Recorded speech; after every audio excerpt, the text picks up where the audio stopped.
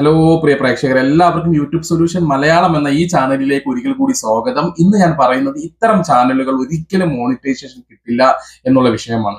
ഇത്തരം ലൈവുകൾക്ക് നമുക്ക് മോണിറ്റൈസേഷൻ കിട്ടില്ല എന്ന് പറഞ്ഞുകൊണ്ട് കഴിഞ്ഞ ദിവസം നമ്മളൊരു വീഡിയോസ് ഇട്ടിരുന്നു.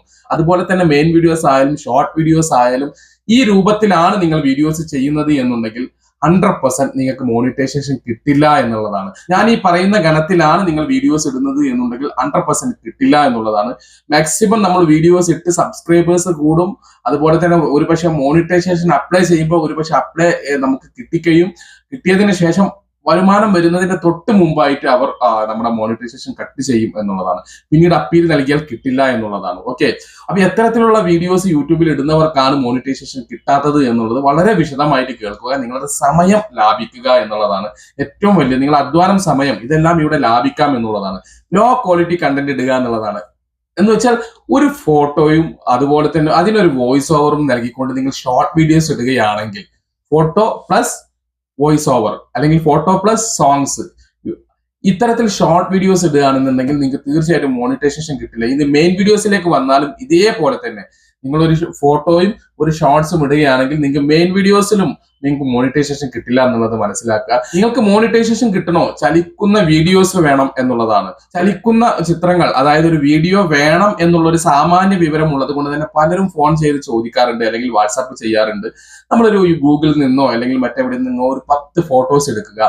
ഈ 10 ഫോട്ടോസ് ഇങ്ങനെ സൂം ചെയ്യുന്നതും സൂം എടുക്കുന്നതുമായിട്ടുള്ള, അതായത് ക്യാമറയിൽ നോക്കിയാൽ ചലിക്കുന്ന ചിത്രമാണ്. ഇങ്ങനെ വരുന്നു, ഇങ്ങനെ പോകുന്നു, മുകളിലേക്ക് പോകുന്നു, വീഡിയോസ് ചലിക്കുന്നുണ്ടല്ലോ.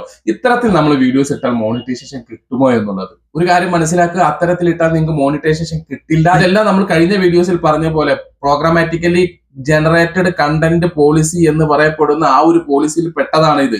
അതായത് പാനിങ് ആൻഡ് സൂമിങ് എന്നാണ് ഇതിന് കറക്റ്റ് ആയിട്ട് പറയപ്പെടുക. കുറച്ചുകൂടെ സാങ്കേതികമായിട്ട് പറയുകയാണെന്നുണ്ടെങ്കിൽ കെൻ ബെൻസ് ഇഫക്റ്റ് എന്നാണ് ഇതിനെ പറയുക. ഇത്തരം ഇഫക്റ്റുകൾ ചേർത്തുകൊണ്ട് നിങ്ങൾ അങ്ങോട്ട് വലിക്കുന്നതും ഇങ്ങോട്ട് വരുന്നതുമായിട്ടുള്ള വീഡിയോസ് ഇട്ടാൽ പോലും മോണിറ്റൈസേഷൻ കിട്ടില്ല എന്നുള്ളത് മനസ്സിലാക്കുക. നിങ്ങൾക്ക് ഞാനിവിടെ ഒരു ചാനൽ കാണിച്ചു തരാം. ഏകദേശം 98K സബ്സ്ക്രൈബറുകൾ ഉണ്ട്. അതായത് 1,00,000 സബ്സ്ക്രൈബേഴ്സ് ഉള്ള ഒരു ചാനലാണ് ഇത്.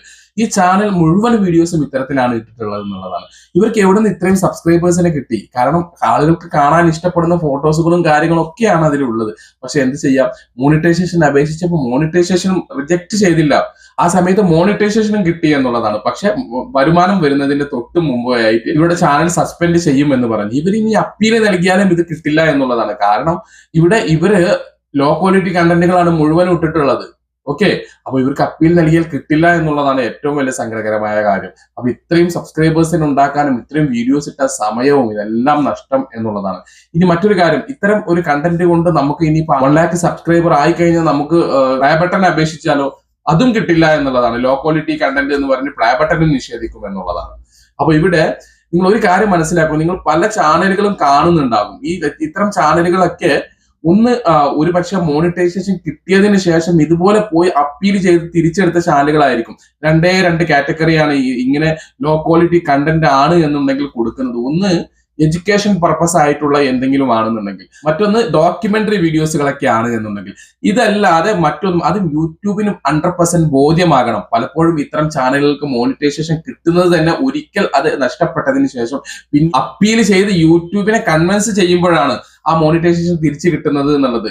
ഓക്കെ, അപ്പൊ ഇവിടെ സംഭവിക്കുന്ന കാര്യം എന്താ, നിങ്ങളുടെ അധ്വാനം വെറുതെ ആവുന്നുള്ളതാണ്. നിങ്ങൾ ഒരു കാര്യം ആലോചിക്കുക, ഇതേപോലെ ലോ ക്വാളിറ്റി കണ്ടന്റ് ആണ് നിങ്ങൾ ഇടുന്നതെങ്കിൽ മോണിറ്റൈസേഷൻ കിട്ടില്ല. ഇനി മറ്റൊരു ഇതോടൊപ്പം ചേർത്ത് വെച്ച് പറയാനുള്ള കാര്യം, ഒരുപാട് റീയൂസ്ഡ് കണ്ടന്റുകൾ നിങ്ങൾ വാരി വലിച്ചിട്ടാൽ നിങ്ങൾക്ക് മോണിറ്റൈസേഷൻ കിട്ടില്ല എന്നുള്ളതാണ്.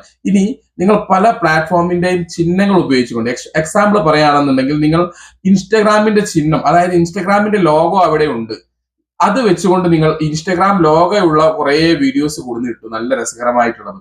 ഇതും ലോ ക്വാളിറ്റി കണ്ടന്റിൽ യൂട്യൂബ് കൂട്ടും. കാരണം ഇതിൽ ഓൾറെഡി യൂട്യൂബിൽ നിന്ന് വാച്ച് ചെയ്യുമ്പോൾ അറിയാൻ പറ്റും ഇൻസ്റ്റഗ്രാം ലോഗോ അവിടെ കാണുന്നു, അവിടെ നിന്ന് നേരെ വലിച്ചു കൊണ്ടുവന്ന് ഇവിടെ ഇട്ടതാണെന്നാണ്, ഇവിടെ അപ്ലോഡ് ചെയ്തതാണെന്ന് അറിയാം. അപ്പോൾ ഇത്തരത്തിൽ യൂട്യൂബ് ചെക്ക് ചെയ്യുമ്പോൾ ഒരു മിനിമൽ എഡിറ്റോറിയൽ വാല്യൂ എന്ന് പറയുന്ന ഒരു സംഭവം ഉണ്ട്. അത് ഇല്ല എന്നുണ്ടെങ്കിൽ 100% നിങ്ങൾക്ക് മോണിറ്റൈസേഷൻ കിട്ടില്ല. എല്ലാ വീഡിയോസിലും ഞാൻ പറയാറുള്ളതാണ്, ഇപ്പോഴും സബിലേക്കും ഇത്തരം വീഡിയോസുകൾ ഇട്ടൊക്കെ ഒരുപാട് ആളുകൾ വളരെ പ്രതീക്ഷയോടുകൂടി യൂട്യൂബിൽ മുന്നേറുന്നുണ്ട്. ഒരുപാട് ആളുകൾ ഇപ്പോഴും യൂട്യൂബിൽ തുടർന്നുകൊണ്ടിരിക്കുന്നുണ്ട്.